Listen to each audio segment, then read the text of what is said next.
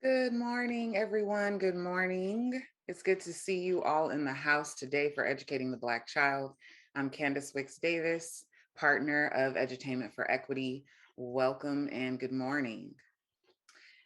So, we have something truly, truly special for you all today. But before we get into that, I wanted to introduce Edutainment for Equity, E4E Consulting. We provide transformative and innovative experiences that affirm an equitable future. We do that through trainings, events, consulting, and arts production. If you want to know a little bit more about us, which I know you do, then you can hit us up on our link tree, which is on the screen. And now we're going to dive in for today. We always start off with a land acknowledgement. We want to acknowledge the indigenous people of this land who are here living and breathing and giving birth and living life and creating civilization on this very land that we stand on. And we are in the land of the Ohlone. Wherever you are, if you can type in, if you know what indigenous community land that you're on, if you could drop that in the chat for us. If you're in Oakland, like we are the Ohlone people, the Confederation of the Lashon, otherwise known as Oakland, California. But please drop in the chat wherever it is, whatever land it is that you're standing on, if you can drop in the chat who those people are, because we have to remember them. We have to acknowledge what happened here on this land, the loss of life, the loss of legacy, the loss of the whatever future was they were carving out for themselves. And we have to own and acknowledge that every single day in honor of our Indigenous brothers and sisters. And so we salute you, we appreciate you, we acknowledge you, we know you're still here, we know you're still thriving, we know you're still strong, and we are in solidarity with you, and we stand beside you as brother and sister. We also would like to acknowledge the ancestors, all of the people. And what's interesting about this conversation, Educating the Black Child, is that every ancestor, every Black ancestor was a Black child at some point. And so as we think about the children that you all are serving, really recognizing that one day they're going to be ancestors. And so we want to acknowledge and celebrate all of their richness and all of the wealth that's inside of each one of these Black children. And what we want to do right now is honor all of the people who came before us that paved the way for us to be able to sit here and have this conversation today. What I'd love for you to do is drop in the chat an ancestor that you would want to call into the space today, whose energy motivates you, inspires you to continue to do this work, to continue to pursue justice and equality, racial justice, equity. Let's drop their names in the chat. What ancestor do you want to bring into the space, bringing their energy into this conversation today? I want to lift up James Baldwin. I want to lift up Maya Angelou. I want to lift up Toni Morrison. Yes, keep dropping them in the chat. Keep dropping them in the chat. Absolutely. It can be a family member of yours who inspired you, who's the reason that you're sitting here today. Drop their name in the chat. It could be an ancestor that, is everyone's ancestor. It could be Harriet Tubman.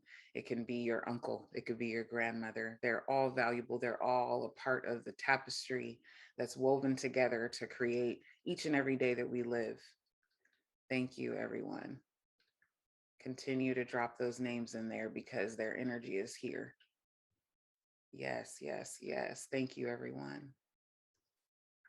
All right, Ashe. Let's, before we get into the day and I introduce your host, I just want to drop our handles here. If you want to be like, live, if you like that, and you tweeting live and whatnot, and you on IG doing your thing, here are some hashtags that you can use so that we can have a collective conversation online. So feel free to tag those. And then I want to introduce Hadari Davis, partner of Edutainment for Equity. He's our resident futurist Chief Innovation Officer, and also my husband. And I want to introduce him so that he can lay the foundation and the groundwork for what we're going to be talking about today, and then bring in our guest, Lateefa Simon, who y'all are not really ready. You're not. So I'm going to let him go on and set the stage for you. And I'll see you very, very soon. Right on. Thank you, Candace, and welcome everybody to Educating the Black Child once again. We're going to dive into our conversation, but first we want to provide context. So we want to remember that our examination of educating Black children is really an interrogation of the future of Black people. We often show this slide of Alicia Wormsley's work and the profound nature of her 7-word speculation, her 7-word scenario for the future, that there are Black people in the future. And this conversation is about curating how young people are educated in the present and educated in the context of the past, to give us a sense of what that future might look like, where that future might be headed, and who might be shepherding that future. Um, we are going to talk to a shepherd today of the future. But before we do that, we want to contextualize that. And recognize that despite the story told in the media about the success of children returning to schools here in the United States, it's important to remember that the US had the highest number of COVID-related cases and deaths per capita compared to other countries that reopened schools, compared to other countries on the earth. It is also important that as we witness another surge in Michigan and other places around the country, that the virus is still with us. And the lives of many are still at risk, especially those who have not been vaccinated. So considering the urgency of returning to school in the midst of this public health crisis, we recognize that even before vaccines were available for young people, it was justified that our children were suffering from learning loss. It was a buzzword that was used to describe the perils of school closures on student outcomes. They always made it a point to say, especially the underserved. You know, there's been this peril of learning loss, and especially the underserved.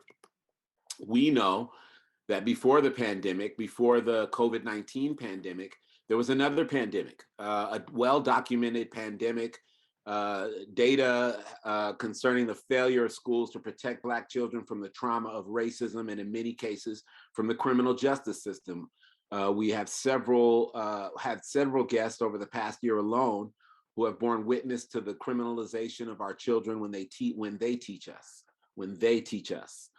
We also can't forget that schools are funded by property taxes and state funds, and responsible for almost 50% or more of school funding. Massive resistance against the equitable education of Black children resulted in Jim Crow education policies and underfunded schools that persist across the country today. This is not new. This recent pandemic is happening on top of a pandemic. We've had Dr. Maisha Wynn, Dr. Bettina Love, Dr. Gloria Ladson Billings, and Dr. Venus Evans Winters talk with us about the adultification of Black girls. We know our guest Lateefa Simon has a good deal of experience dealing with this as the founder of the Young Women's Freedom Center. We've had an extended conversation over the course of this event about what's happening to our girls specifically, and recognizing that what's happening to our girls is a reflection of what's happening to Black boys. Lateefa offers us insight in an area that none of our other past guests have spoken to, which essentially is who funds racial justice and how. If we have demands for racial justice, where do we find the resources to support the infrastructure necessary to make those demands a reality? And it's this particular document by Philanthropic for Racial Equity is helpful because it distinguishes between racial equity and racial justice. And to me, it's informative because it helps us move beyond seeing diversity or even equity as the end goal, but instead it offers justice to further extend our individual, interpersonal, and institutional relationships to the place of healing and restoration. So what I love about that framework is that it stretches us, and it puts equity recognizes equity as another rung on the ladder towards a journey towards justice, but it's not the end game. So that's important. It's also important to recognize that in terms of grant making that's devoted to nonprofits and the work of nonprofits and kind of the issues that are covered through that work, very little is actually available to fund racial equity work, and even less resources are available to fund racial justice. So that's something to think about and put into context of what we will be talking about today. This by the Schott Foundation, I thought was really interesting in relation to Black children and racial justice. So, and I wanted to think about these 5 indicators that they've listed in the context of the work of youth development, in the context of the work of our own organization. So as youth development professionals, it's important to ask these questions about our own organizations with regard to our hiring practices, our recruitment strategies, our program design, our discipline practices. How can we undermine systemic racism in our own organizations and programs? How can we disrupt systems that disadvantage people of color? How can we mobilize parents of color? How can we be a part of generating structural changes to advance racial equity within our organizations and within the communities that we work with, within our partnerships and collaborations with other organizations? How can we take a lead in that space is something that I want us to be thinking about in this conversation. In the chat now, I want you to think about what are some issues that you consider to be racial justice issues in youth development programs, including those both in and outside of school. So many folks who are participants in this workshop work with schools, work in schools. They see racial justice or racial injustice rear its head often in the school context. I'm also interested in thinking about and reflecting on where it shows up in our own context, in our own programs, in our own meetings with parents, in our own engagements with partners and collaborations, or with the youth that we work with. I think it's important that as we are entering this conversation, that each of us listening to it and witnessing it are also reflecting on our own practice, right? And trying to identify strategies that we could then perhaps seek funding for to help address those issues that still exist and persist in youth development programs, those challenges that still contribute to the hegemony of institutional racism.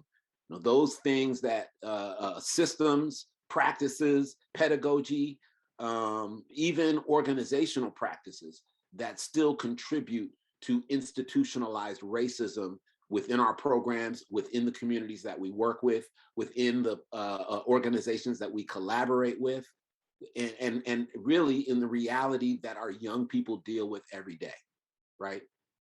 And really thinking about and reflecting on what do our young people walk through on their way to our programs? What do they experience on the way home? What do they experience earlier in the day before they get to us that impacts how our engagement with them happens, and the things that we're available to do, the ways that we are able to be available? How is our availability or inaccessibility to their experience a racial justice issue?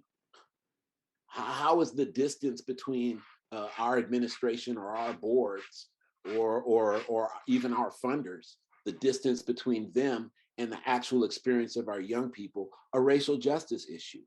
And then what can we do as organizations, as professionals within this field to actually close that gap, to turn youth development into a space where we can actually be championing a platform for civil rights and racial and social justice? And I really appreciate people contributing in the chat, because I think these are really important. You know, transportation to and from the program, inclusive curriculum, exactly, yes. Listening to the students about what they need, absolutely. Food, so critical, food. Non-punitive practices, absolutely. Special set apart interventions, yes. Not listening to the students about what they need in order to succeed, absolutely. See, this is This is all also reflections of many of the things that the scholars that we've been talking to have been pointing out to us, have been helping us recognize that there's a nexus of things that our children are experiencing, and they're not all specifically happening inside of schools. Okay. Let's begin a conversation. We've been hosting this conversation for the past 5 years. We have been honored to host a number of guest authors, artists, luminaries. This is the first time we've hosted a foundation president and a public servant and someone known around the country as a representative of the Bay Area in the fight for civil rights and racial justice. We're honored to be joined today by the civil rights leader, activist, funder, board member, and mama, Lateefa Simon. So glad to have you here. So glad to be, just glad that you're in this conversation with us. And how are you doing? How are you feeling? I'm good.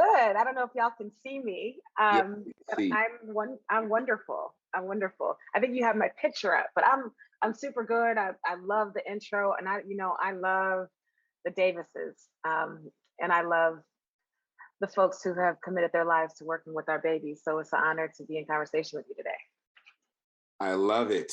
I love it. We're so happy to have you here. Yeah, we just, want to make sure that folks can see you and know that you're actually present in this conversation. I am here. I'm in the building. Okay, cool. So let me go back to this, these fly photos I have of you because you're just so dynamic. Oh no. We gotta do it right. Okay, so I want to begin our conversation really with this quote and its relationship to the broader work of racial justice. So I live in a country where we put children in shackles and concrete cells.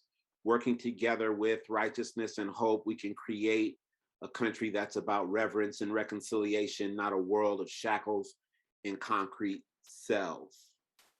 Let's talk about reverence and reconciliation. What does that look like? Mm-hmm. I've been thinking a lot about this conversation today, and I pulled back up a journal article. Hadara, you and I are both, in these crazy graduate programs, and I used to push back against the scholarship, but I've started gathering scholarship from folks who look like us, who unfortunately have to make case within the academy about our humanization. Absolutely. And there's a piece by Philip Goff and Matthew Christian Jackson and Cameron Carlotta from both the University of California and Pennsylvania State University. And the chapter is called "The Essence of Innocence: Consequences of Dehumanizing Black Children." And to answer your question, when I think of reverence towards our children and how they are dehumanized and our job of humanizing them every single day, there's a definitional phrase right in the front of the executive summary of this paper. And it's just one sentence. But to answer your question about reverence, it says, the social category children defines a group of individuals who are perceived to be distinct with essential characteristics, including, and I'm going to repeat this, including innocence and need for protection. I'm going to say this whole thing again. The social category of children defines a group of individuals who are perceived to be distinct from their adult counterparts with the essential characteristics, including innocence and need for protection.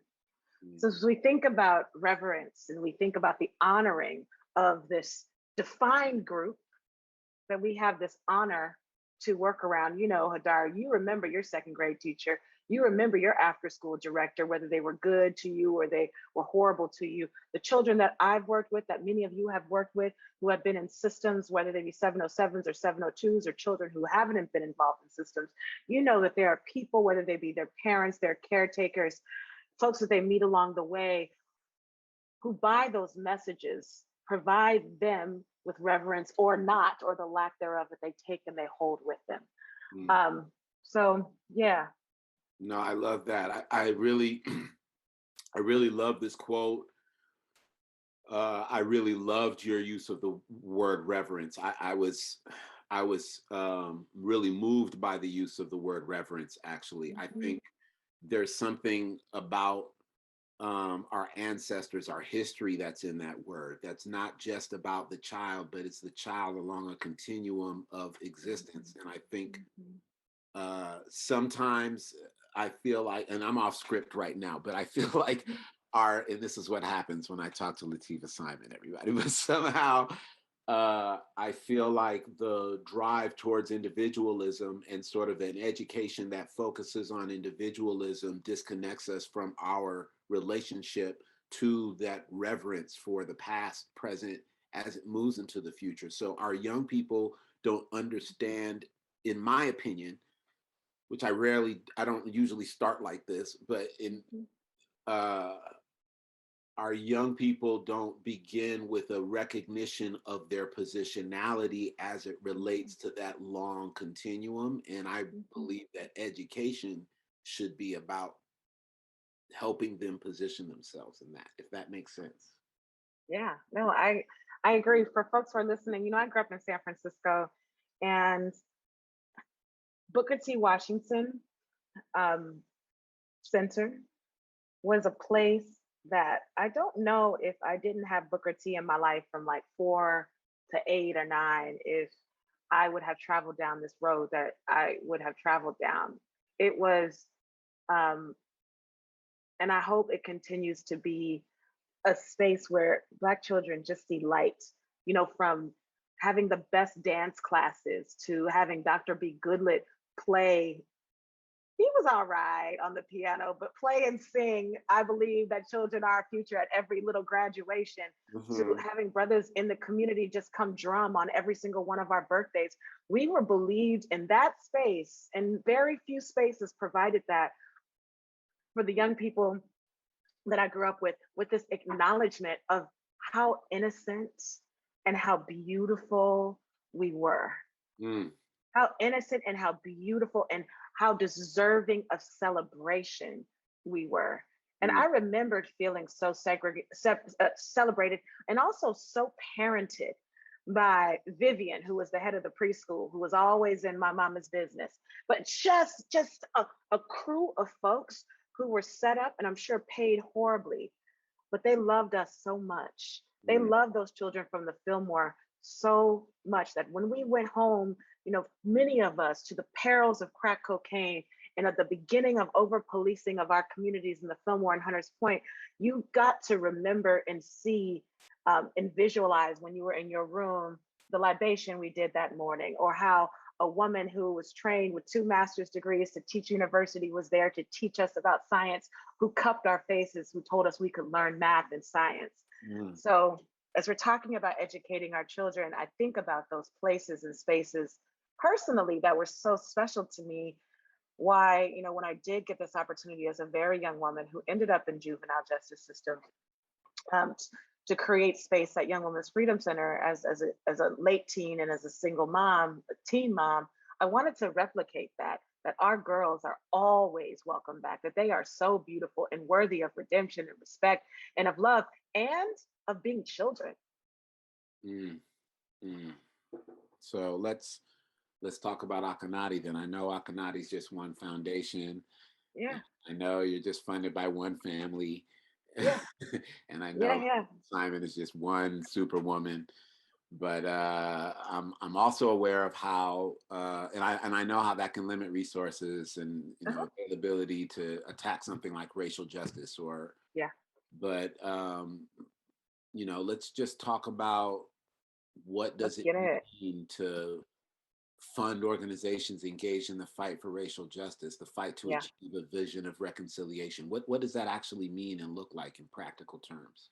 Yeah, I really love this question because for so long, as you know, Hadari, I'm no longer a kid in the system. I got a 25-year-old kid, and I ran the streets like crazy as a young person, and again, didn't do well in any sort of form of education until I found programming in the Bay in San Francisco, later as a teen and a late teen, and got a circle of folks around me. And what I realized, as I got into my work at the center as an organizer and became the director, that certain children were thought of as children and others weren't. And I didn't really have a lot of politics around racial justice, and but I knew that Black kids and brown kids were in juvenile hall overwhelmingly over their white counterparts. And I know kids are kids. And certain kids, when I would be in the courtroom representing and supporting and loving on the families that I was working for, I saw the desperate treatment of our kids and who made a mistake versus who was a criminal for oftentimes the same charges. So over 20 years after being on the ground, I started Kamala Harris's reentry program in the DA's office. I did work at the Lawyers Committee for Civil Rights, creating reentry legal programs and restorative justice programs where lawyers actually did free work for folks coming out. Many of our parents who are coming out of systems wanting to deeply parent their children. I decided to go into philanthropy because for many years, again, begging folks on the other side of the table to support and amplify our work. I don't feel like folks within philanthropy program officers deeply understood their job. And as I think about racial justice, what it is, it's like, we're now in this moment, we're talking about racial justice and critical race theory. We're using these terms, and there are terms that we shouldn't confuse. There are clear definitions. And I want to talk about Akanadi and why I came into racial justice funding. And actually, I know we have DCYF folks on the line. I always put us in a position to say, hey, let's throw it on the table and let's be accountable for what we're doing and what we're not doing. So how I think about racial justice and racial justice funding, racial justice, if we get there, that's a North Star, it's the systemic fair treatment of people of color, people of all ethnicities, resulting in clear equitable opportunities for all. I don't want to whitewash what I'm trying to say here. It means that there is systemic in the bones of institutions, fair treatment for folks of all races and ethnicities. So when you think about justice being blind, it is not blind. I'll give you a couple more examples why funding racial justice is extremely important. When you're on the bus, on the Muni bus, and I don't care how amazing you are, you have to unlearn when you see a group of Black kids to either roll your eyes or be afraid of your life. I don't care if you're Black or if you're white or if you're Asian, you have to unlearn what has been taught to you all of your life, that you must fear children with Black skin. If we actually had racially just systems, you, from the time you entered any institution, would be unlearning the horrific land-based racism, right, that we were born into. All of these systems have taught us, right, and sustain the practice that people with Black skin, the Blacker the skin, the more dangerous the human. And what we have to do in philanthropy is deeply acknowledge that. And I came to Akanadi. They were one of the first funders of the Young Women's Freedom Center back in the 90s, small family foundation. After so many years now going back and being the president and having my own staff and saying, our people who apply to these grants must not have to defend the human condition of our folks. We should, as funders, know concretely what these folks are facing, what they're doing. And by simply requesting resources to expand the freedom and the liberation, the self-determination opportunities of children, we should be so proud and honored to support that work. Now, here's the conundrum. Akanadi gives away about $4 million a year to 156 organizations in Oakland, primarily Oakland. Now, you have a lot of foundations and individual donors who purport to want to support work around justice. You can't do justice work. You cannot do cultural work. You cannot do work with children in a non-homogenous society without focusing on race. We all see color. You see it when you're at the bus stop, the light, you know how to go or stop. So if we acknowledge, one, you all acknowledge the fact that we live on this land that is not ours, we have to acknowledge the fact that the racialized codes are still very ripe within our school systems. There's still rights in terms of where we live. San Francisco remains an extremely segregated space. And so our funding, not just from the philanthropic space, but I would argue from our government funding. Foundations are only a drop in the bucket. It's usually individualized money that was received from capitalism, and folks are trying to give it back. I always argue if you're getting a grant from $100,000 from an Akanati Foundation to do the work that you're supposed to do, government should be giving you 10 times that, because that is absolutely your money. But my joy of being able to run a foundation that focuses on, again, folks fighting for, again, this opportunity to address systemic inequities, which is not just being outside with a bullhorn. It is about developing leaders, right, who look like us. It is absolutely about helping to write new policies and to work with public officials to get it right. It is about creating opportunities for educators to be able to live in the communities that they work in. I mean, I can go on and on, but one of the things that I love about you, Hadari and Candace, is you all have been saying for 20 years that I've known you. It is about the culture barrier. It is about the person who is the artist, who is the songstress, who is the medium, who is the priestess, who is the person, the gatherer. It is about the elder. That is racial justice work, because we're trying to bring to the center who we are as a people, a collective people, across the four directions in which we come, so that we can, one, weed out systems that have denied us our liberty, get into those positions of power to be able to say yes, no, abstain, and then make sure that we're creating opportunities for our babies to be cherished. It's as simple as that. So yeah, every day I get to give away money. And I think organizations have to demand that foundations do things differently, that you don't have to lie about what you do. You can actually say you work with Samoan youth, not just youth of color. You can actually say you work and you build up the power and the indigeneity of young people whose people are from this land originally, right? We should be able to be clear. And there are laws that have been put in place, I'll end on this, that have pushed us to not to do that. 209, and there again, we talk about systemic inequities. There have been policies and procedures to stop you from wanting to build up the pride and the beauty of the young people that we are here to serve. And racial justice funding, especially in philanthropy, can do that. Yeah, that's powerful. I think so many gems in what you just said. I hope that folks are out there listening. I hope you're taking notes. I meant to tell you at the beginning of the conversation to have your thumbs ready in your notebook or whatever, so you can get your text in your book if that's how quick you are. If you're old school like me and need a pad and a pen, then I hope you're writing down some of these gems, because I think they're important and very instructive. I think that sometimes youth development programs, at least from my experience, and again, I was national program director at Youth Speaks for about 12 years, and I've been an executive director. I remember feeling oftentimes like you're chasing money, like your organization tutors and you're doing tutoring, but there's this money over here on doing like work in the environment, and you're just gonna like finagle it to get more tutors in your program by getting them kids out.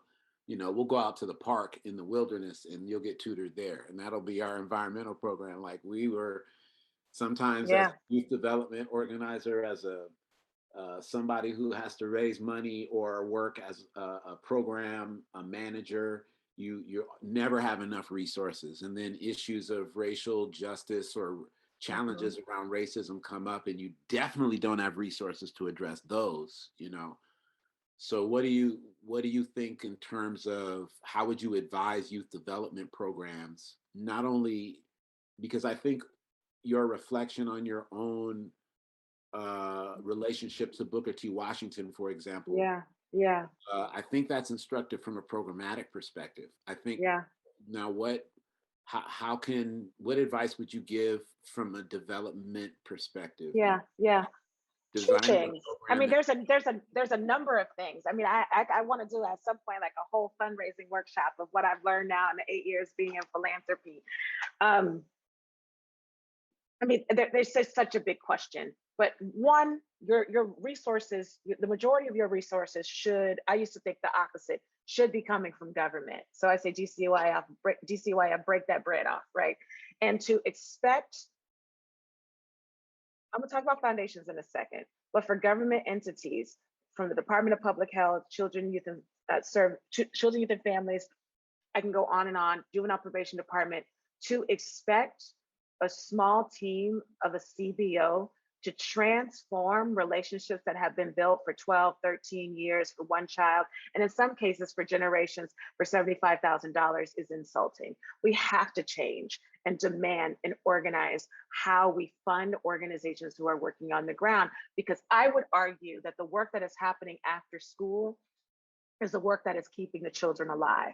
It is oftentimes keeping them fed. So that's one. But for foundations, one of the things that, if you go even to akonadi.org, akonadi.org, one of the things that I have done with my team is to create a list of ongoing resources for organizations doing racial equity in the Bay Area. And what we're putting up is opportunities for funding on an ongoing basis. But I would always, I think the first thing before you spend 20 hours writing that grant or that letter of intent, it's super important to get on the phone with somebody, even if they say no phone calls, please. Like I can't say enough. We are working, I should say, you all are working so hard in the work. And I oftentimes will get unsolicited proposals. And, we don't take unsolicited proposals because we are so small, and we fund in formations. So we fund a number of organizations at once working on a particular problem.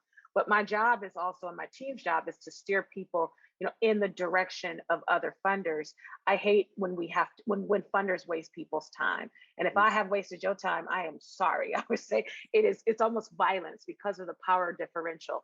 I think it's important to be really clear about what you want, what you seek to do, and don't overpromise. You are creating sanctuary in your community, and this is how you're doing it.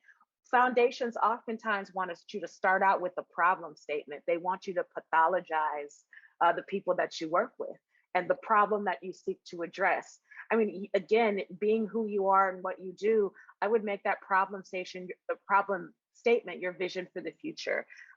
You are, these organizations and the leaders that occupy them, you see something that many folks don't see. You see a promise and an opportunity for shifts to change, but being honest that those shifts happen over a period of time. The other thing, I think it's important to know that everybody is not going to be a good fundraiser. So if you are the shaman of your group, you got to get somebody who is okay with making a ton of calls and getting a ton of no's.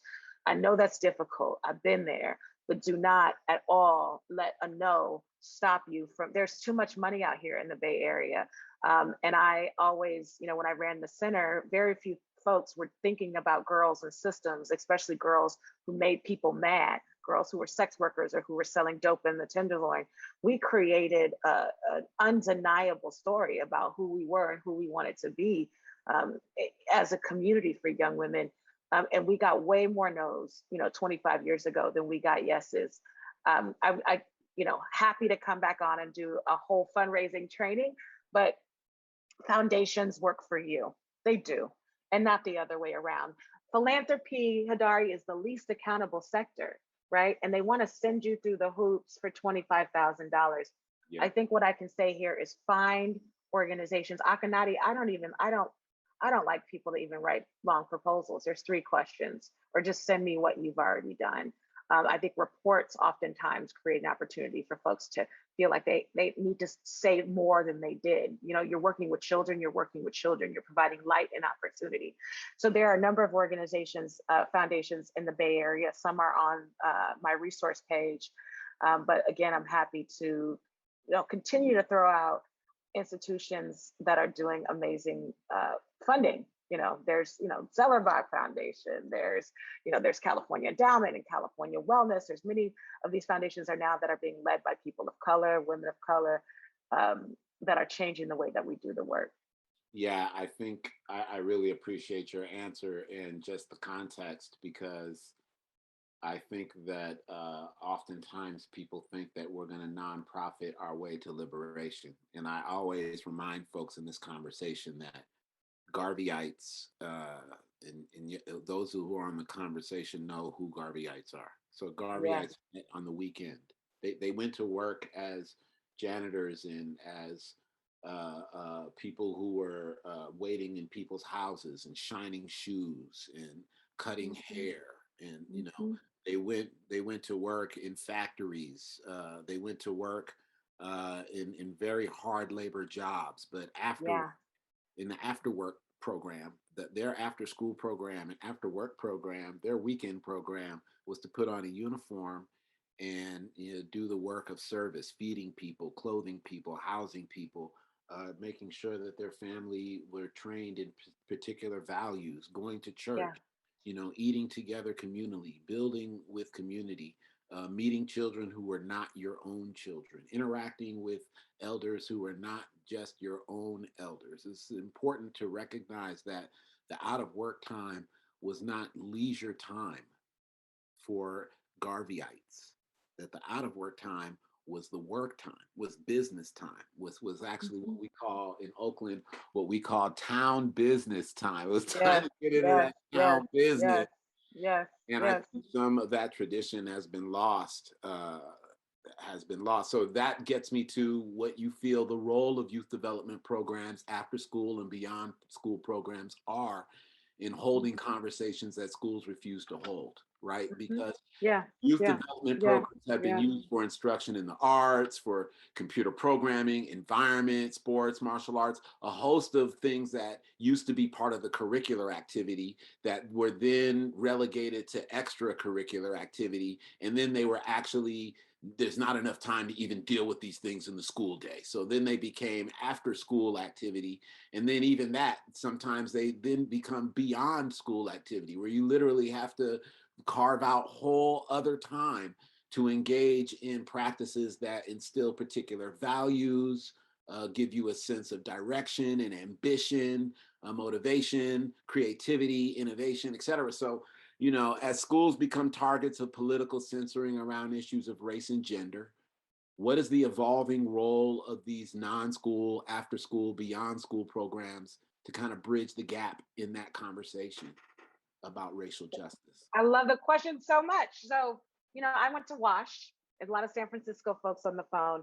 And those 4 years were so horrible for me for a number of reasons. My, things, family was falling apart. Dope was everywhere in our lives, and folks that we knew were dying and going to jail. I was class of '95, and and it's been about 25 years. But many of those conditions are still around us. But I remember feeling just the utmost I remember I was evicted. We were evicted from my home, and I hadn't been to class for a few days. And I finally came back. I got the muster up to go back to class, and my choral teacher kicked me out. And I only had one place to go in school that was respite, where I felt like I could sit and be there. It was Peer Resources, and I was also involved in speech and debate. Those were two places within school that were almost non-academic places where I could be my full self. I think about only a few short years after that, I was sending my daughter to the boys club, the Grail Boys Club, when I was a young director at the center. And I was late every day to pick her up. Sorry, youth workers on the phone. I was that parent. But it was Ivan, and many of you all know Ivan. He would just be sitting with Amina, in the front by the computer, and she would just be swinging her little legs off the bench. But I think of that time that she had with that brother, who I trust dearly. I think about now her being in her second year of law school, and many of the time and opportunity, me as a single mother, knowing that she was in sanctuary. So you ask me what I think about these groups. It's like, let's go beyond the lexicon of even youth development, of after school programs, of even cultural programs. We are creating and maintaining a community where children are held and loved and celebrated and taught. These children in our programs, they are singing, they are speaking, they are playing. In school, don't forget, in school, our children are being taught by a majority of folks who've never lived in their neighborhoods, right? Who don't understand their culture, their ways of thinking, of eating, of speaking, of loving. We are all human, but we are, by celebration of our humanness, very different. The African American girl, according to many of the scholars that you talked about, and I would encourage people to read Push Out by Monique Morris, the very sway of the body of a Black girl having a bad moment can mean that she can get kicked out of school, or kicked out of the classroom, or thrown against a wall by a police officer instead of loved on by a counselor. So when we leave school as young people, before we go home, many of our homes are amazing and some are challenging. There's an opportunity for kids to be in sanctuary where they are seen by youth workers who have dedicated their lives to celebrating that child in the child. So, as we frame this beloved community that we continue to create, especially those of you who work with young people in system oriented kids, I mean, I think if you think about that one child that you're worried about right now, and think about when they wake up and how they articulate out through the day, and all of the things they're told that they cannot do, all the people that told them that they messed up, all the folks except for you who are telling them that they're beautiful and you like their hair that day, or can they sit down and can you brush their hair and braid it on the side? I know what we do in program. I know how we get down. I know that when we take our kids to nature, they hate it on the first day, and on the third day, they don't want to go home. I know what spirit does to our folks. I know what prayer does to our young people. I know what danza and African dance and Samoan spirituals, honey. I've been to Sunnydale and seen the Holy Ghost come out of an apartment with three young women singing. I know what we do. Our children have all, in the course of the last 5 years, many of them can count on one hand and not have any more fingers of the folks that they have lost to disease and to violence. And yet they get up every single day. For whatever reason, in this culture, and you taught me this years and years ago, Hadari. I think one of the first time as a young person I heard the term internationalism was at a Youth Speaks writing group. It was you and Tiger. It was somewhere in the Mission. It was like one of those pop-ins, and talking about kids in Brazil and how people acknowledge street children in a different way, about how we acknowledge child soldiers in East Africa, as children who are deserving of reverence, because for no reasons of their own, they have been pushed into armed armies, and we should be trying to figure out how to help and secure and educate them. Right. In this context, we lock them up. We don't think of our street children as children who deserve food and protection and hugs. I mean, we do as this community. But after school programs, youth programs, development programs, our cultural programs, what if we bound ourselves up and locked arms? Our funders, including my foundation, all foundations, create this culture of crabs in a barrel. Y'all are the sanctuary for children. You are the Underground Railroad. You are the Harriet Tubmans and the Cesar Chavez's and the Bette Martinez's. We have to see ourselves as a complete whole community if we really deeply want the folks with the resources to see us as one. But we're the grandmas, the grandpas, the tios, the uncles. Let's think differently about what we do. No, I think that's beautiful. It reminds me actually of, and this is not a movement that has swept youth development yet, but I'm predicting that it will. So here I am saying it's coming, y'all. So I'm old enough to remember when the Green Movement kind of swept youth development into a frenzy, and folks started writing new grants that centered young people in the conversation about the environment, about the environmental crisis.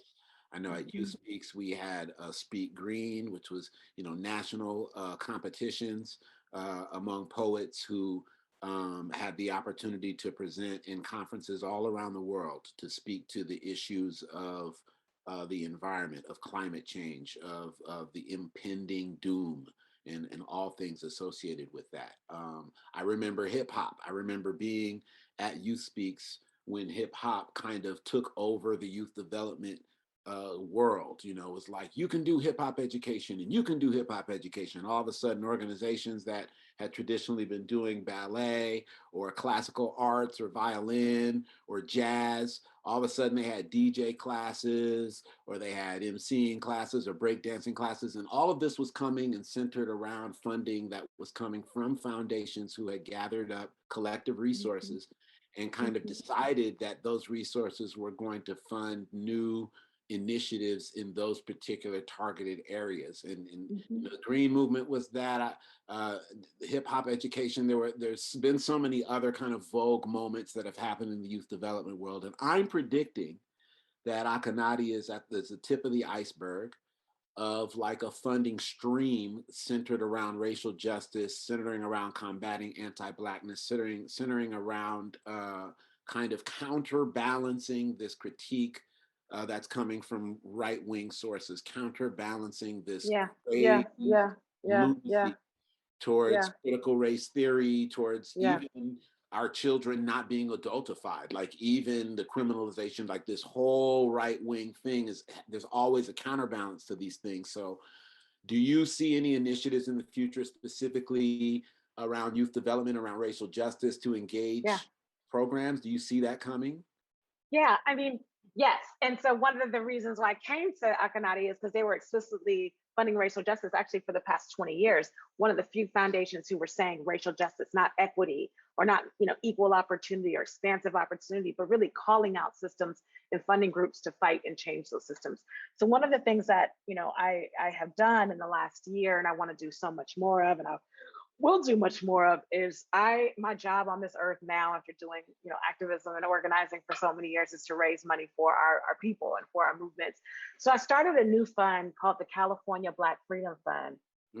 And it's $100 million fund over 5 years, and I'm only at 52 million.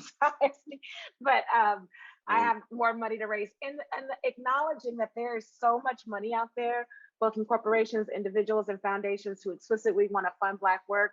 There's a Latino Power Fund that the Latino Community Foundation has also opened up. Again, it's never going to be enough. That's why folks have to continue, like myself, to continue to shake trees. The San Francisco Foundation, under Fred Blackwell's leadership, is doing so much work around funding both direct service and organizing work that is led by people of color. The East Bay Community Foundation has a new program, it's not super new, but pretty new relatively, funding Black service organizations. Here's the deal. We can keep doing this, but I also know it's not the way to our liberation. It is it's a strategy and practice to try to get resources to the ground. But let me tell you something. I know it's difficult and frustrating. I hate LOIs. I can't stand the grant process. I try in my foundation, in my shop, to make it as easy as possible. What I want to do, two things I would say, hold grantors, hold them accountable. One of the things that I would suggest actually for this coalition of folks listening, go to a group like Northern California Grant Makers, which they're a grantee serving organization where they organize foundations, and continue to hold educational workshops like this to funders. Funders don't need to guide the work. No funder wants to be uncool, right? We want to do what we think folks doing the real work want us to do. And I think there's no accountability structures for that, right? It's unfortunately groups have to follow the money instead of funders following what really is going on in the work. My foundation, what we're trying to do is completely listen to what folks want us to do. Folks are saying, with your social media, promote our work every single day. Your program officer should be pitching more resources to the funders you work with. So yes, we will continue. We're closing this year, but we're going to continue funding programs like So Love Can Win, pretty quick $10,000 grants to groups who have to write less than a page. And we're trying to urge other foundations to give quickly, but also to encourage government actors. I understand that there are contracts and deliverables, but freedom ain't free. Freedom ain't free. And again, the creating and maintaining sanctuary for children by the very means of these children showing up. And when they don't show up, by the very means of our youth workers going to the homes and loving on families, that in itself is the work. By bringing in elders and bringing in storytellers, that is the work. So for us to, as grant makers, to think about ways that we could really that we can continue to humble our institutions, to have honest conversations with grantees about what's really doable in a year. And for foundations and government actors to work together to make sure that, I have oftentimes hired a grant writer because there's a group we want to fund and they don't have the capacity to write it. And that's fine. They're doing the work. Why are we expecting surgeons to drive ships? Like, it's Woo. ridiculous. We have to think about how we do the work better, right? And listen to our grantees. So I can go Woo. on and on.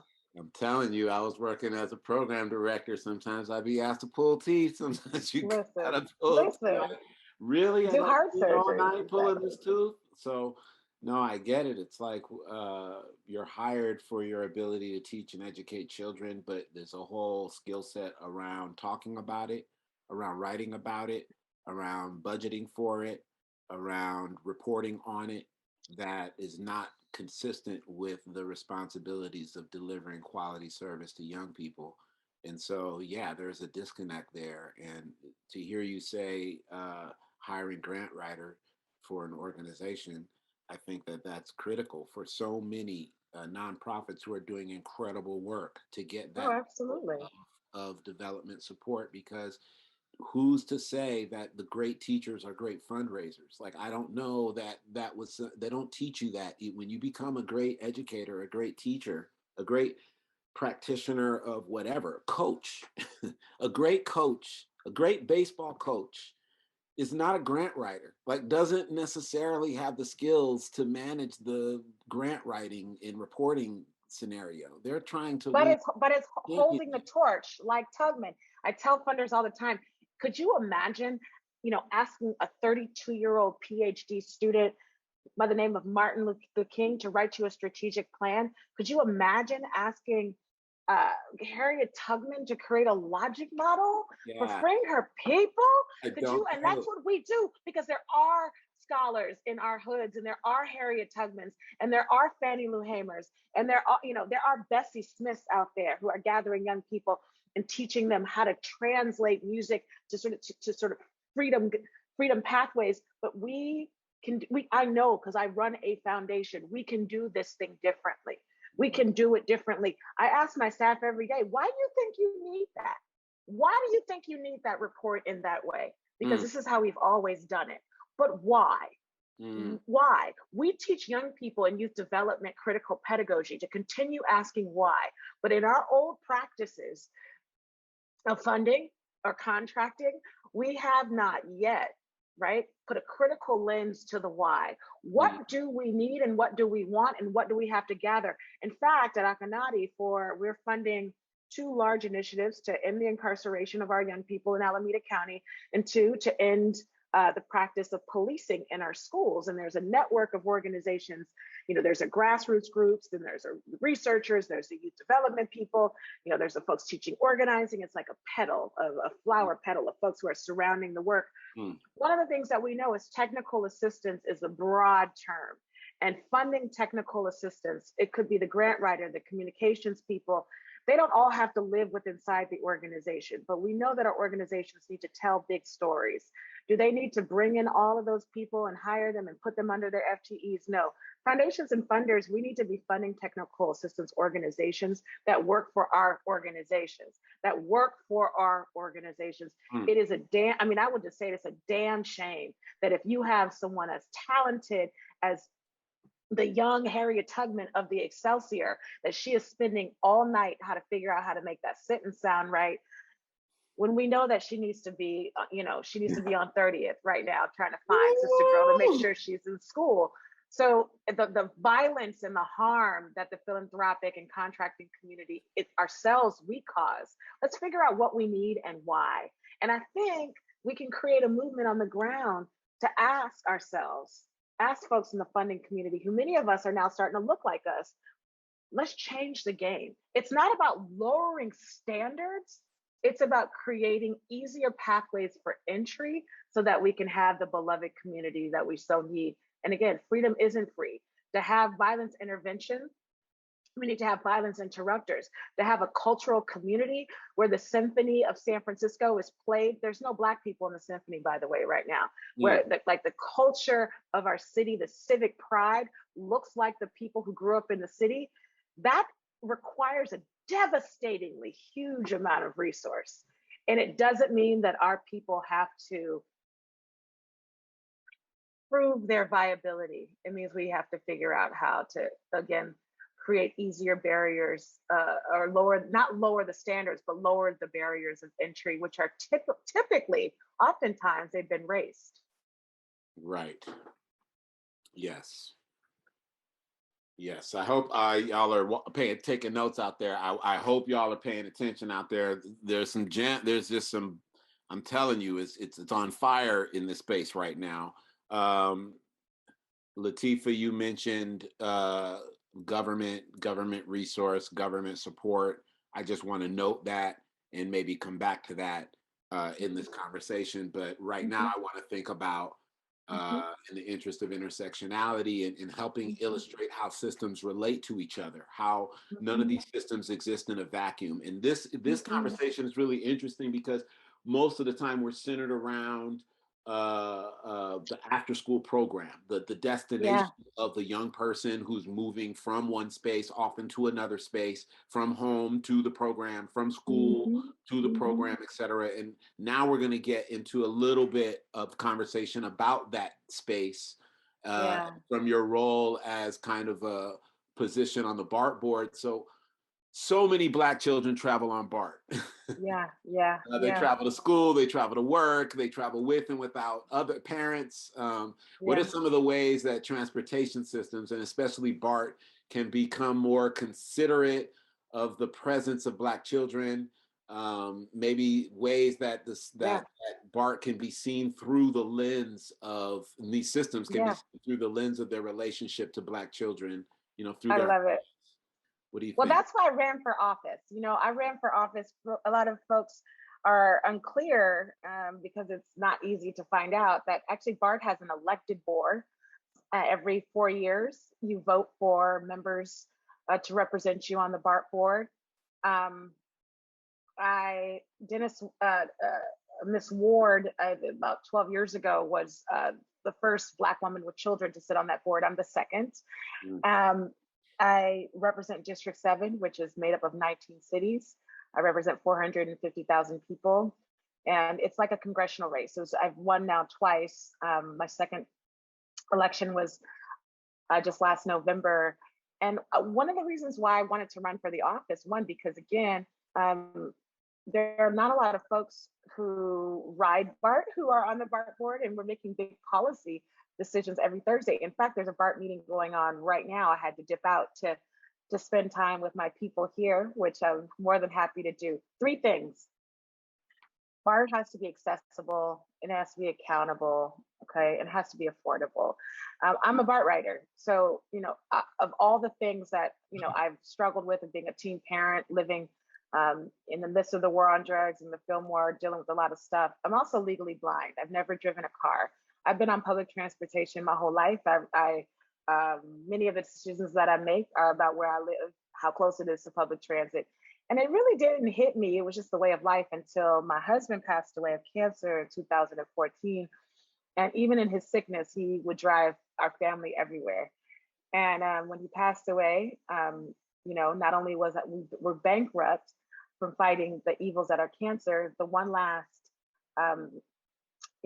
piece of property that I had was his car, and I sold it. I'm back on transit with my babies, and I really felt like we needed a voice. I was with groceries and the whole nine every single day. And running for this seat, I knew a few things. There's nobody talking about our babies except of how to pathologize them and arrest them. And there's some real harm that's been done by public transportation systems when it comes to families, if you don't have people making decisions about those systems from the lens and the eyes of young people or people of color, in my case, a Black woman who has a disability. The 3 things that I'm most happy about that I've been able to do in my time, when I came onto the BART board and learned that children over 11 were paying full price for BART fare, it wasn't as if somebody made the decision that children should pay full price because they were mean or bad. There was just nobody thinking about what does it mean for my 6th grader to have to pay the same price of BART as a 25-year-old, right? Or a tech worker. So being able to create a discount and lobby for a discount, a 50% discount for young people under the age of 18, for me was a huge win. The second thing that I think was really important was to figure out how to reorganize our police department. I campaigned on this idea that we would have a force within our safety staff that wouldn't be armed to deal with children, to not deal with children, to see children and to hire community workers. So in the last year and a half, we've created an ambassador program based on, again, my promise to the public that I would work to reform our department. We've recently hired 20 intervention specialists on top of the 20 ambassadors who are social workers.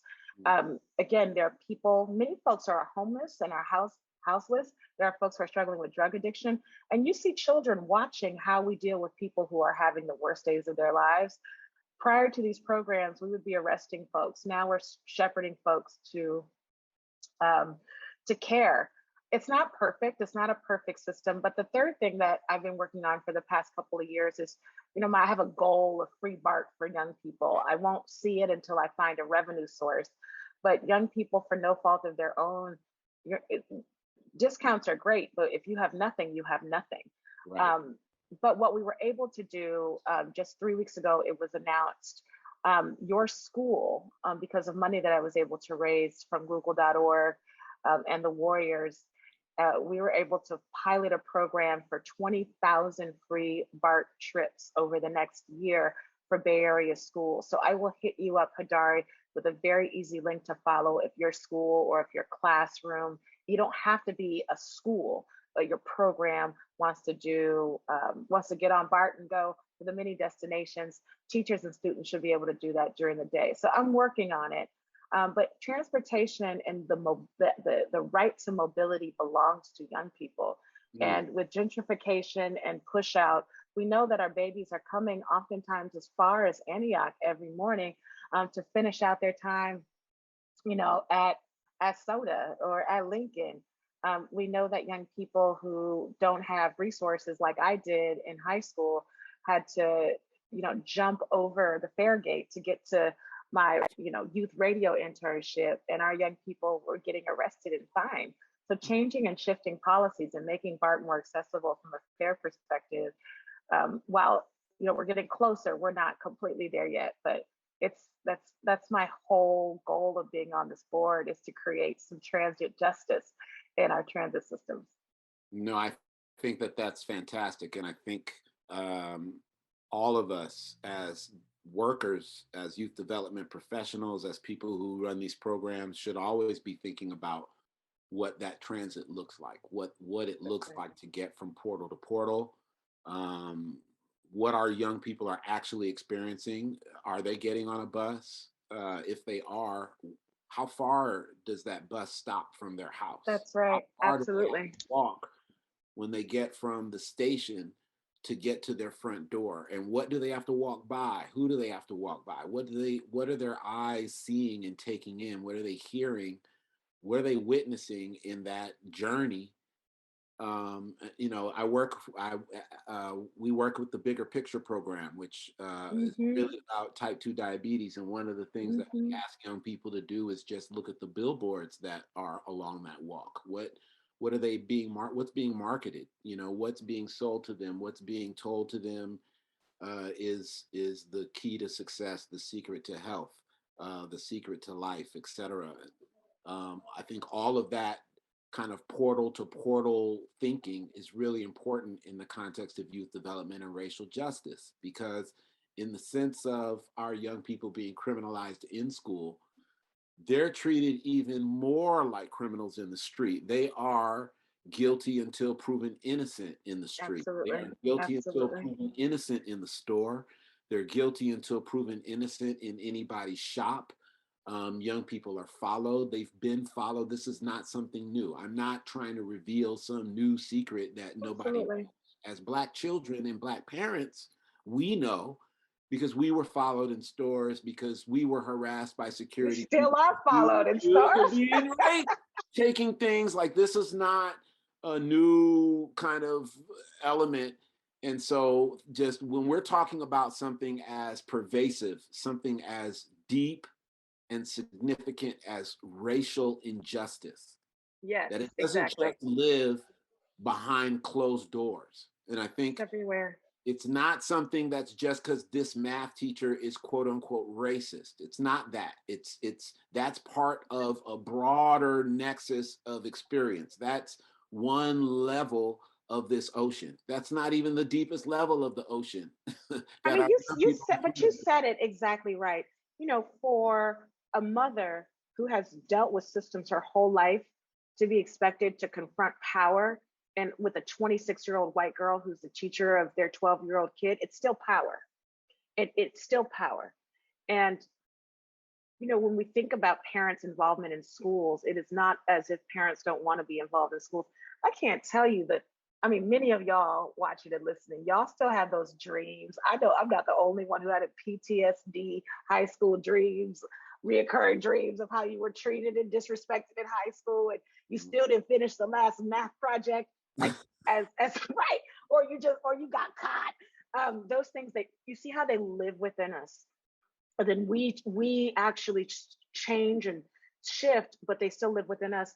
And our ideas about education and places of power, we transfer those to our children. How we talk shit about their teachers, because we also had Karen as our second grade teacher, our fourth grade teacher. We also had Bob, who didn't see the brilliance in us. So it lives. And you all, us as youth workers, we're supposed to be the interrupters of that, but we still live that. When you go into Target, you're like, hello, Becky, I'm fine. I don't really need your help. That's still a reality of being followed, of not being trusted, of having to show your ID when you put your credit card up, but the person behind you and in front of you doesn't have to do that. We are walking suspect everywhere we go. Absolutely. This is, if you don't know, if you came late, we're talking to Lateefa Simon. We want to give Lateefa a break. We're going to take a little camera break in this moment. As you know, Educating the Black Child, we talk a lot about art and the power of art to transform. Akanadi has done some investment into the creation of art for the benefit not only of young people, but of community in general, and the recognition of artists as storytellers, as healers, as forces of restoration. You know, all of it is possible. The thing is, it's already happening. People are just not getting paid to be able to do the work that they were born to do. So we are trying to find arts and culture, as we know, it's always central to how we do what we do in our communities. Like, what if, you know, I always think of that the grandmother who sells candy on the stoop. Like, what if she could be paid every month? She's the neighborhood watch, and she also is keeping track of all of our babies. I think we could do this thing totally differently than we've been doing it. So you gotta fund the people who bring the spirit. Yeah, when I see the elder with the stick in her hand, swinging it with that ferocity, I'm like, she needs to be in the hallways in these schools. And then these children will just, their behavior, they'd be surprised at the culture of a grandmother in the hallway with or without a stick. You know, In a chair. Yeah, right. usually her eyes, usually her eyes are stick enough for people to stand up straight and get their act together. And I just think that, you know, a lot of our elders are in senior centers, et cetera, struggling, not getting the resources that they need. And then other police figures are being put in our schools to substitute their brute force and punitive discipline for kind of the stern and fierce love, to kind of replace that, sacrifice fierce love with stern punitive discipline, and somehow children are supposed to behave better. I wanted to drop this note for everybody out there. If you have questions, drop them as it relates to the Q&A. We prefer that you drop them in the Q&A. If you for some reason cannot do that and have to post them in the chat, do that, and we'll try to get to your questions after we kind of dive in this little piece right here, because I wanted to bring up the backdrop of the CDC, and for the first time identifying racism as a public health crisis, something Black and Indigenous people obviously, especially, have known for centuries. We've known, obviously, that racism is a serious public health threat. So first of all, the CDC's announcement is insulting to any Black or brown or Indigenous person in this country who's been affected by apartheid, let's just start by saying, obviously, apartheid is a public health threat. Okay, let's go on. Let's continue. That's I right. often consider it took it. I think it took a public lynching in the 21st century for this statement to be made. That's what it took. Uh, it happened. I'm sure it weighs in on this conversation. I don't want to sound pessimistic or skeptical about the role of the CDC or this declaration. I'm not trying to belittle this declaration. Let's start there. I'm just saying that I think about the countless children who've endured a Jim Crow education, many thrown in jail for their inability to adapt, submit, conform, you know, many thrown in jail on their way to the school that was intended to help them adapt and conform. Many thrown in jail, leaving that institution because they refused to adapt, conform, submit. So what will it take? And just looking at this statistic, like racism is a public health threat. People of color fare worse than their white counterparts about measurements of health status. We know that. We know racism is a public health threat, public health crisis. There are health disparities. There are economic disparities, wealth disparities. There's educational disparities. There's criminalization disparities, incarceration disparities, mental health disparities. I mean, we could go on and on and on. We could go to type 2 diabetes. We could look at hypertension. We could look at asthma. I mean, just the list goes on as to the gaps that are the result of an institutionalized racism that many who rule us in our government refuse to acknowledge even exists. Like systemic racism and institutional racism is the new climate change. You have deniers out there who Right. would Absolutely. say that even after 400 years of history, 200 plus years in this particular country, United States, that they still cannot bear witness to, recognize, identify, and then construct and design strategies to address something. How do you address something you can't see? How do you address something you don't believe exists? Yeah. So, what will it take to help our children heal from the ongoing pandemic of racism? You know, I wish I had the answer to that question, but you know, I gotta say, there's so much that we're doing now. But y- y- for many of our cultural workers, for many of our youth development workers, there's a great question in the Q&A that asks, like, how do we talk to our supervisors about this work? Mm.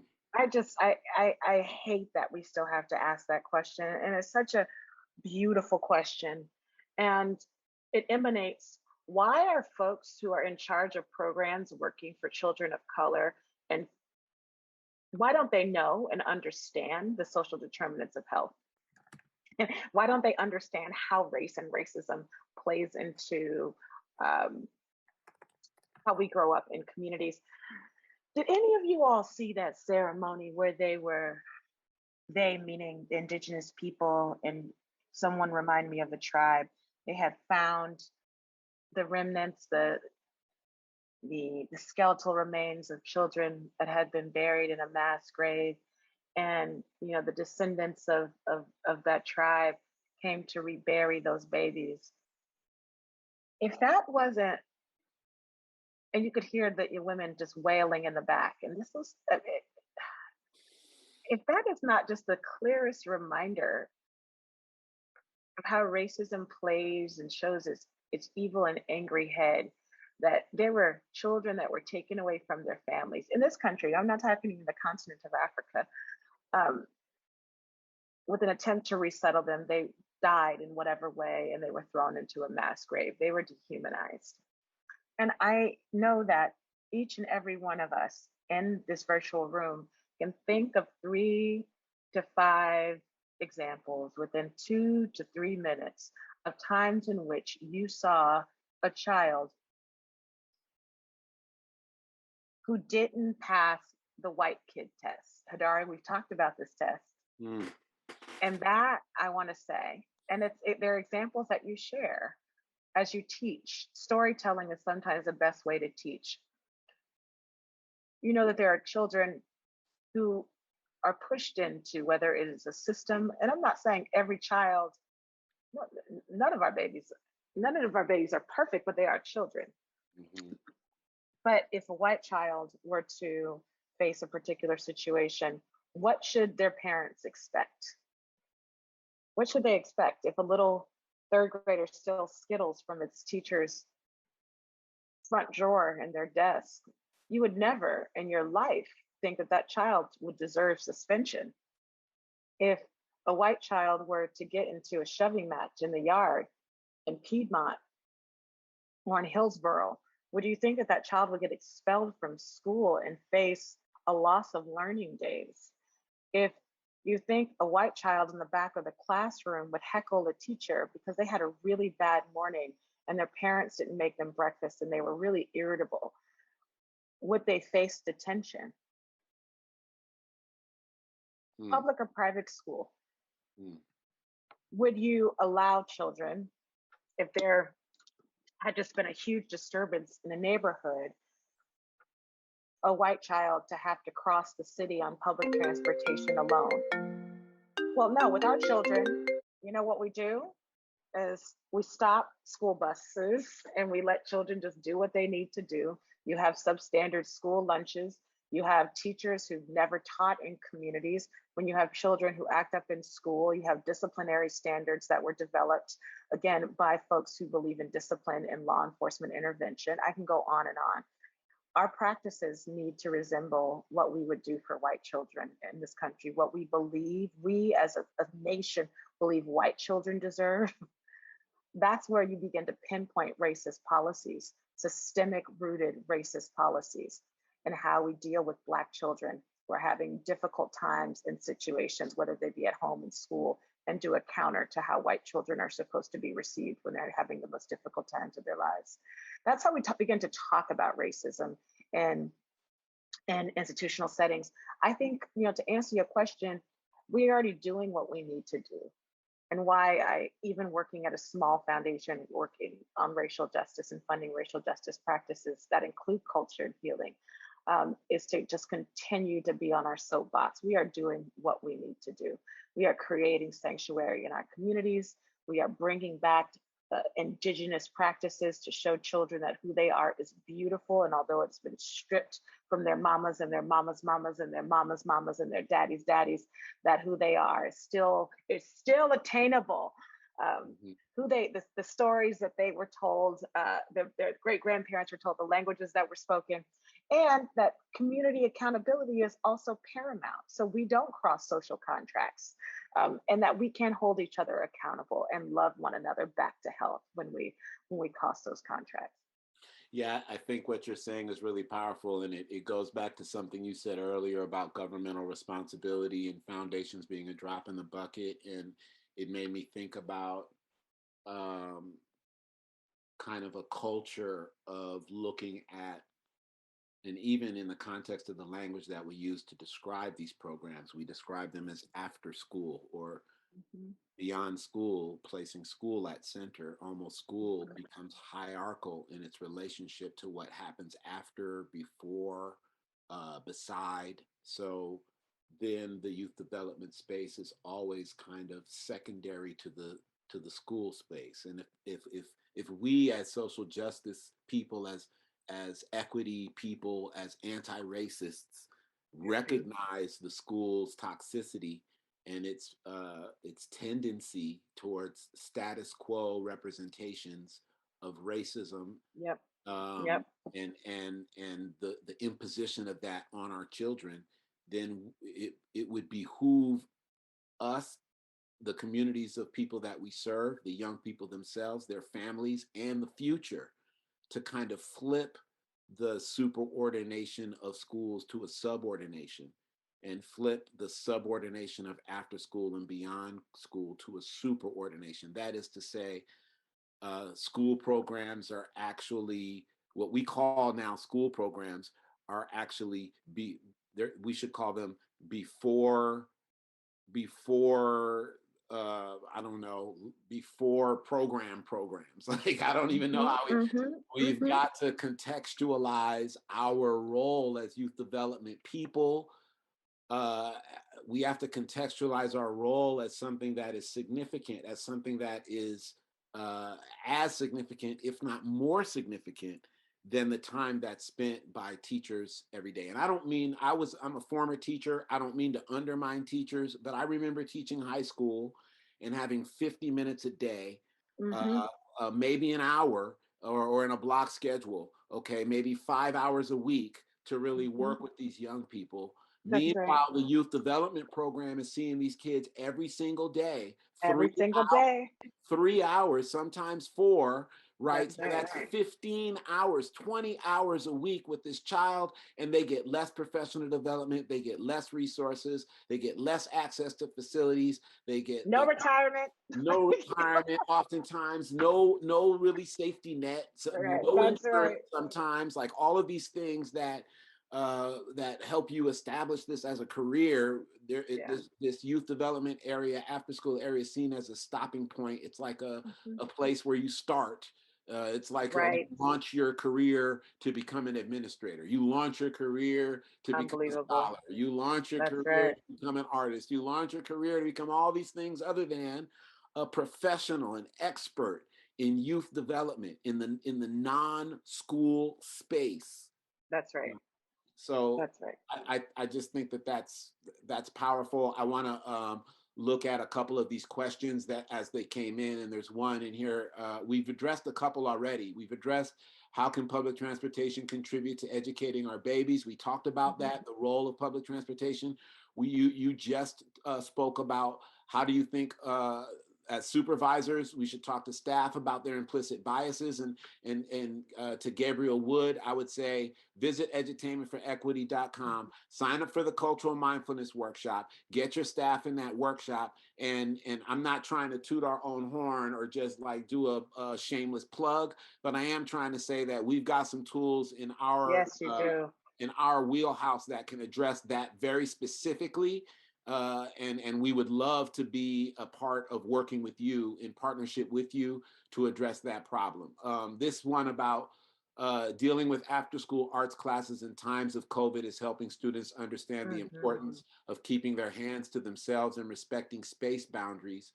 Do you have any advice of how to approach this, being sensitive to the fact that kids experienced 1.5 years of no touch or physical engagement?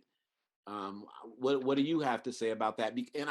I'm shooting this to you because a lot of times our school systems and our after school systems kind of overreach on this kind of issue.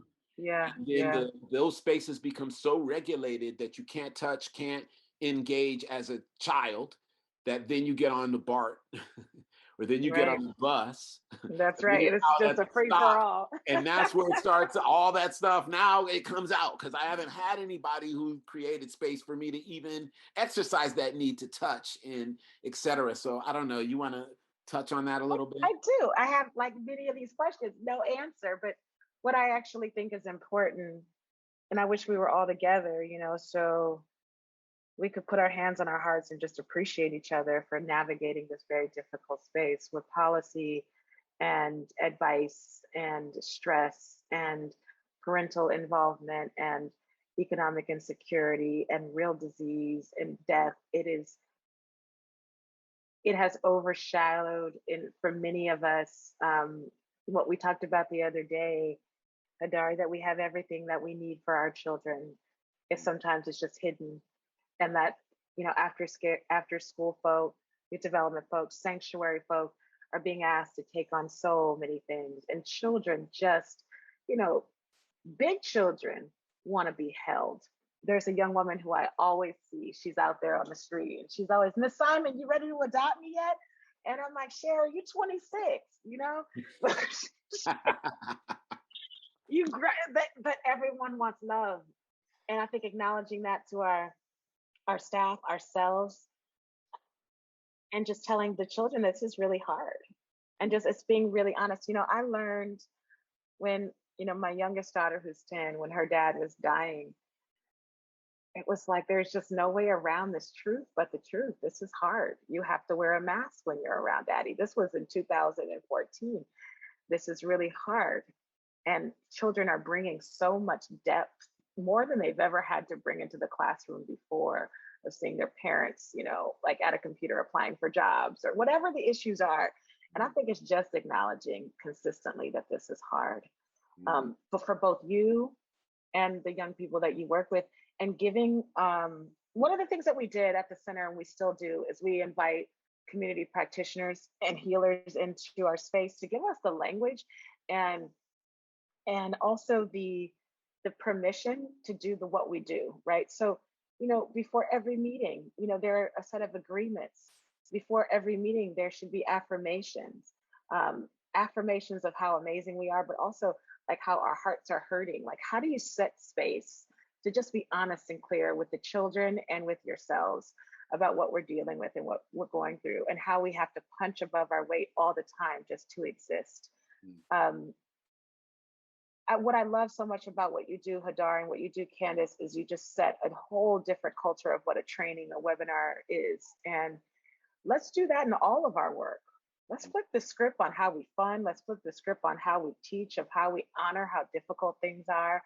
And for the supervisors who oversee programming, give yourself an opportunity to celebrate the work that you really came to do in the work, and think about the boundaries that have shifted even your own practice, and forgive yourself for that rigidity, and create the spaces where actually you can create freedom in your programming. Mm. No, I love that. I love that.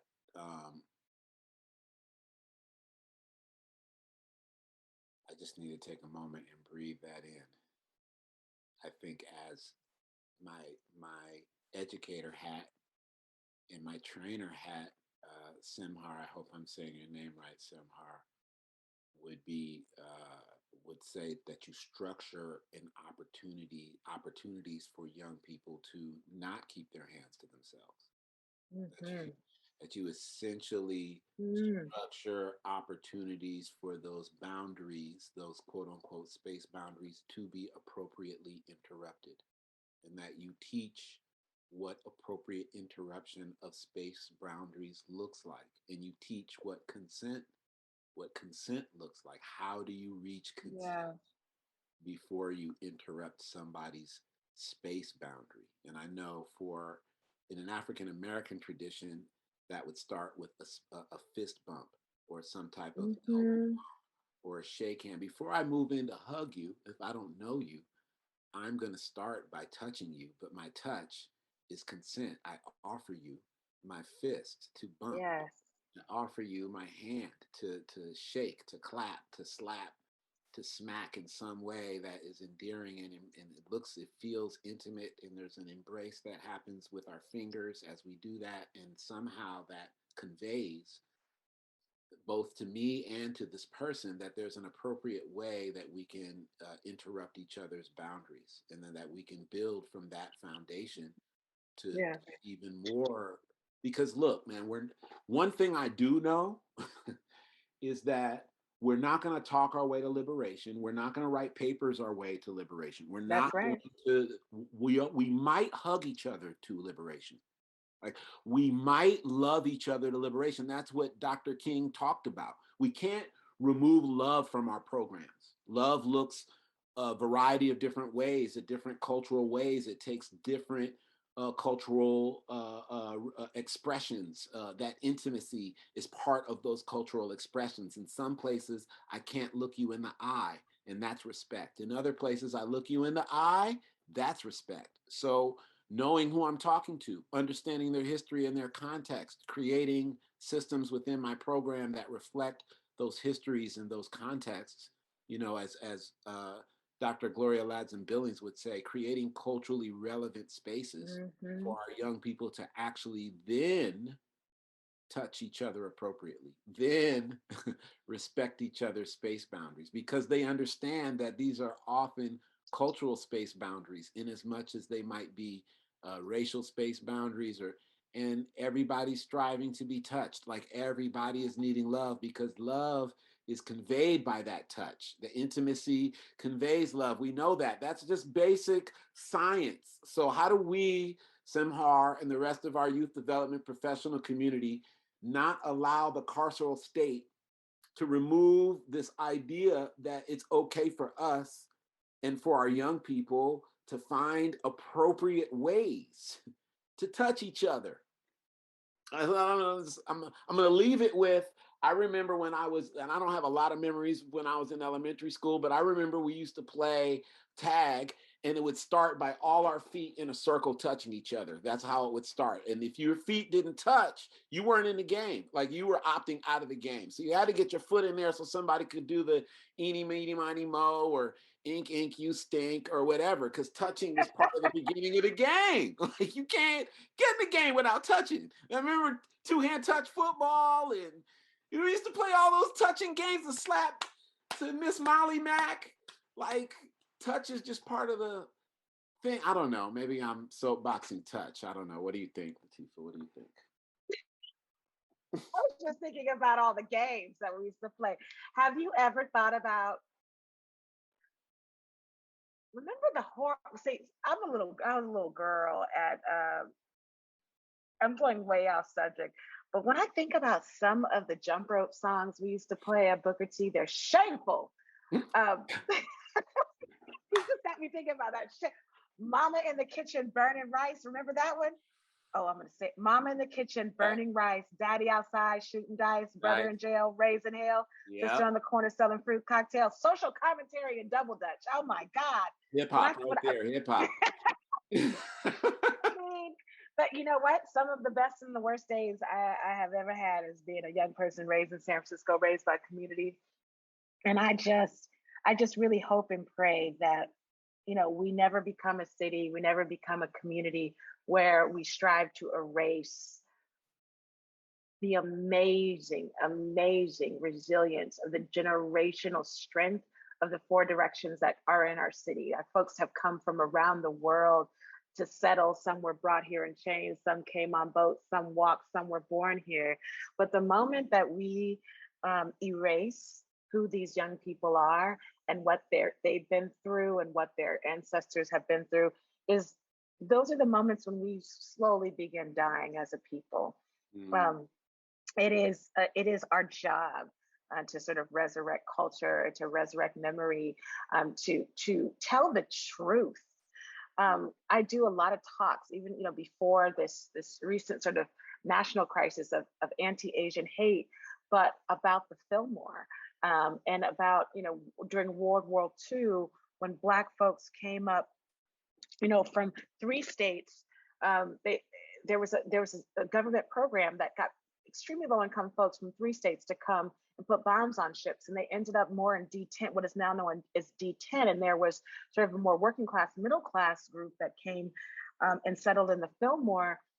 And many of those folks, again, they got deeds and paid for homes that were owned by their Japanese brethren, who were put out on streets, also shackled and taken to reservations and incarcerated. When World War II ended and the internments opened, there were some folks who came to homes that they once owned with keys on their necks for those doors to be opened up by middle class and working class African Americans in Western Fillmore, sort of cross Divisadero. There's such deep history into who we are. So even understanding how government plays into creating tensions in communities and where those tensions come from, so we can begin to unlearn and unteach or reteach as youth workers, not just as what we call formal educators, but as culture bearers, as community educators, as historians. We use a man called Mike. His name is Michael James, and he's still, I just ran into him the other day. He has been my historian around the Fillmore for now 25 years. There are people who know so much. We can bring them into our spaces and work and train our youth and train us. We need to, the last thing I'll say, I've been trained as a Freirean educator, is everyone has a social, political, historical, and economic framework and story. And we have to start thinking about nothing is nothing. Everything is everything. And I think that every young person, if they're able to be in space and see themselves in that quadrant, we have so many stories that intersect. So I'm so happy to be in this group with you. I know y'all got other things to do. I'll be back anytime you ask me. Whew, you're just awesome. I want to,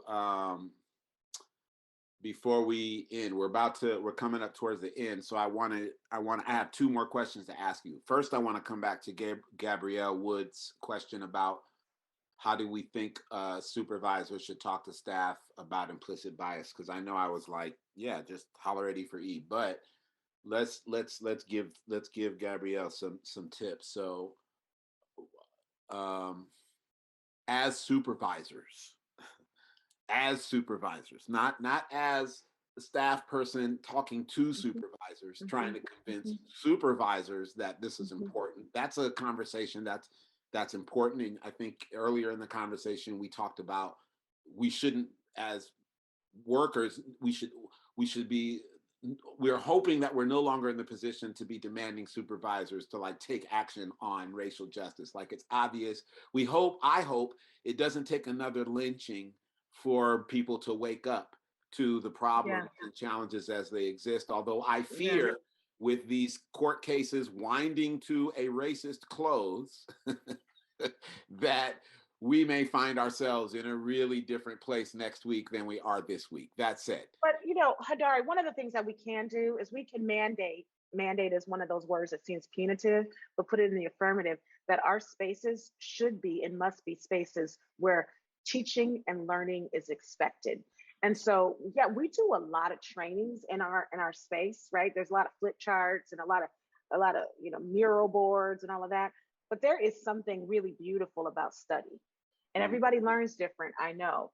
But again, this is part of that work, right? But making it so that you have to read chapter 1 through 3 of Push Out, the whole damn team, right? You got to read it. And if that's not your style of reading, someone in the group needs to be able to talk about the book, right? At lunch once a month. Our people have gone from, the ground into the classroom to write about what they have learned in this work. And they have substantiated all the stuff that that you have seen. Make it a point, especially if you are a supervisor, to demand that there is Imagine if your cardiologist wasn't up on what new stuff was going on with the heart. The latest, can you imagine? Can you imagine? You know what I'm saying? Like if it was still appropriate only to give Vicks to somebody with pneumonia. Like, you know what I'm saying? Like, it's actually irresponsible. Even at my foundation, I was like, we all think we know what movement building is, but do we really know? You think you know what anti-racist work is, but do you really know? There's no infinite answer, but we should always be climbing. If I'm responsible for providing resources, like many in your group are supposed to be providing sanctuary to Black and brown bodies, what does that mean, right? What has government and funders asked us to abandon? What do we need to bring back into place? Let me open up this book about they came before Columbus so I can understand that we've been here. A lot of us didn't have the opportunity to do, this what should be a privilege, but right, but it's still a privilege, 4 years of college where you get to take classes that you want, right? And one of the things I learned about going through undergrad, it took me 12 years to finish. I was like, I get to read about stuff that I always wanted to read about. And I was able to take that stuff back to my youth programming. And so if you've had that opportunity to be able to get exposure to different kinds of speakers and books and readings, it's your responsibility to bring it home. Each one, teach one for real. And race is as important to call out as anything that you're working on. And we've talked about, again, the social determinants of health. We've talked about ability to learn and to feel accepted. Race and ethnicity, it is who we are. It is who we are. And to find justice for folks who have been historically and currently oppressed in whatever we're doing, it's our job. So beautiful. And man, I'm just like snap, snap, snap, snap, snap. And Gabrielle, as a supervisor, like a lot of the institutionalized racisms that exist in our hiring practices, exist in our recruitment practices. Who do we put in front of our young people? Do you want a graduate from is a graduate from Harvard University going to do better in our program than somebody who grew up in the streets of the same streets that our young people are growing up in? Is it better to have on their resume that they graduated from Yale or Cornell, or is it better that they have on their resume that they're familiar with the Fillmore, or that they've interacted with community in a very real and direct and fundamental foundational way? Like, whose recommendation are we looking for? The professor from the predominantly white institution, or grandma from around the corner who's known this child since the time that this child was born and can give that advice of, this is a responsible person, a loyal person, somebody who's willing to take risks and who understands the context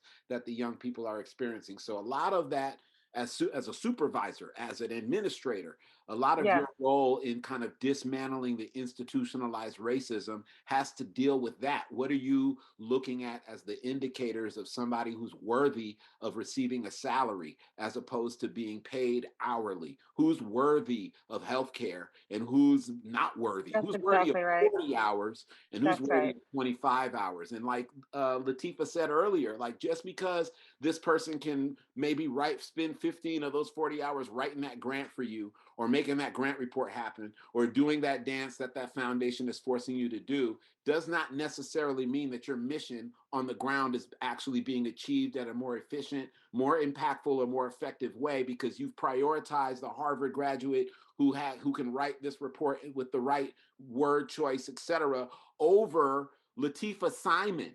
You're right. Like, that's what you've done. You've prioritized this Yale graduate, this Penn graduate over Candace Davis. That's what you've done. That's what in your positionality of your hiring and recruitment practices. And then you come back later and wonder why they're not prepared to have a conversation about race. Wonder why they're not prepared to have a conversation about equity. Wonder why they're making simple, really elementary, basic mistakes around conversations of race and equity, just basic mistakes, because they never had the conversation. They have a fifth grade education in race, but they graduated from Harvard University. They have a master's degree in education from Yale. So I love that so much. And what I will say, I know we're on time, but sorry, we just like need to kick it over a whole weekend. Me, you, and Candace is just cook and eat. But I would say to this beautiful group, again, I wish I was with you all. I wish and I pray for the freedom for all of us, and for over the next couple of weeks where hopefully folks get a little bit of time off. You know, we know that our young people are going to be struggling with a lot. But at the end of the day, we need you for the long term. And so give ourselves amnesty to be able to rest up, study up, and have a little bit of fun and joy. You cannot replicate. As a youth worker for over 20 years, I learned very clearly I cannot replicate joy if I am always fighting my way out of a hole. Let the next week hopefully be a time where you just get to be like, be like it's 1999 somewhere. And so thank you, Hadari, for giving me the opportunity to be with my people. I miss working in our centers. I miss working with our young people. But being on the other side of the table, I hope that I can do the work that you guys have all asked me to do, is to make the philanthropic world more equitable and more just and more clear about the good work, the amazing work, the sanctuary work that you all are doing. So thank you. yeah, next time we have this conversation, you're going to be in the House of Representatives or a senator or something. I know it's coming. So I'm just happy that I could be in this conversation with you before that happens. And don't forget us, because I know that's coming. These are books. Yes, it is. These are books. Lateefa talked about the importance of having our people read. Well, here's some books. And these are books from the scholars that we've been reflecting on, meeting with over the past year. So, take a screenshot of that. Look for these books.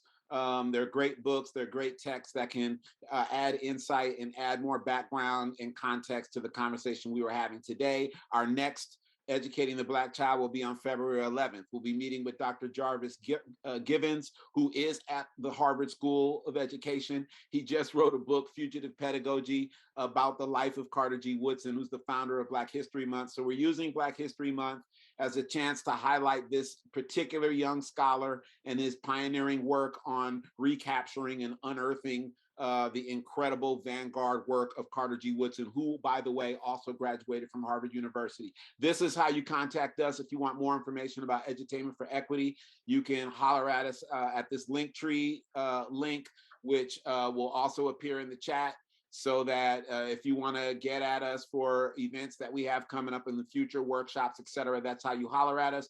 This event, Educating the Black Child, is presented by Edutainment for Equity in partnership with the San Francisco Department of Children, Youth, and their Families. If you're in an organization and want to co-sponsor or somehow be involved with this event in the future, holler at Edutainment for Equity. You know, we're always looking for partners and people to collaborate with. Again, visit us at our website to find out more information about all that we do. Thank you for your time and experience. And wait a minute. If you're a DCYF grantee, please complete the survey. The link is in the chat.